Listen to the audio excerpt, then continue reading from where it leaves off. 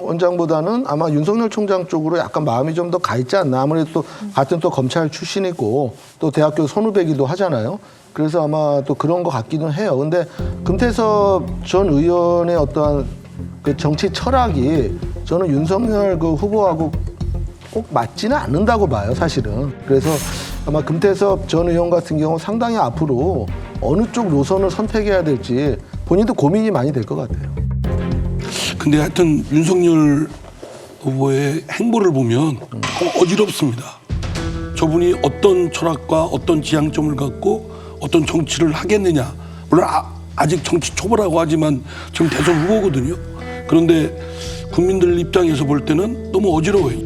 중도를 잡겠다고 하면서도 아주 극우 쪽에 가까운 그런 언행을 계속 이어지고 있고, 그래서 여전히 그 윤석열 후보의 어떤 정치 바탕이라든가 또는 지향점이라든가 뭐 하고자 하는 그 비전, 목표 이런 것들은 국민들 입장에서는 굉장히 좀 아리송하고 어지럽습니다.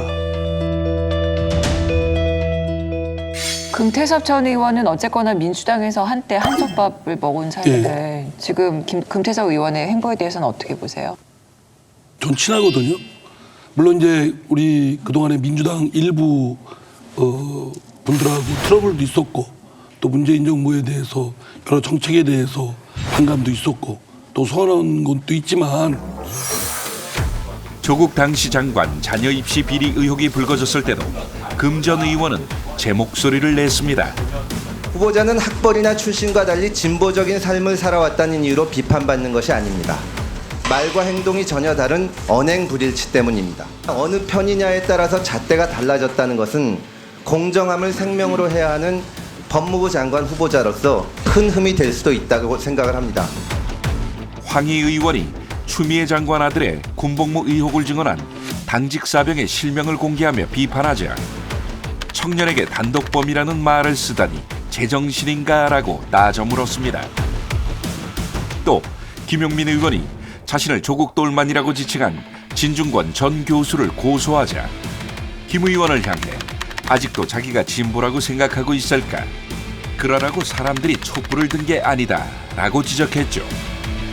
활발한 토론과 비판 정신을 강점으로 하던 민주당이 어쩌다 이런 모습이 됐는지 너무나 안타깝습니다.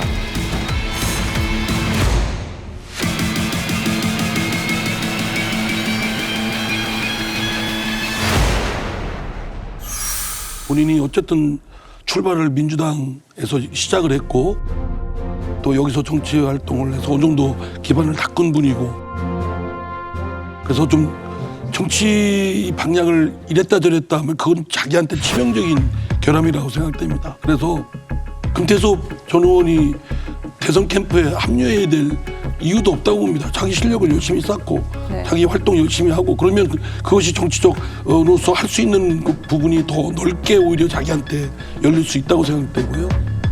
긴 호흡을 갖고 가는 것이 본인한테 낫지 않을까 충고를 해주고 싶은데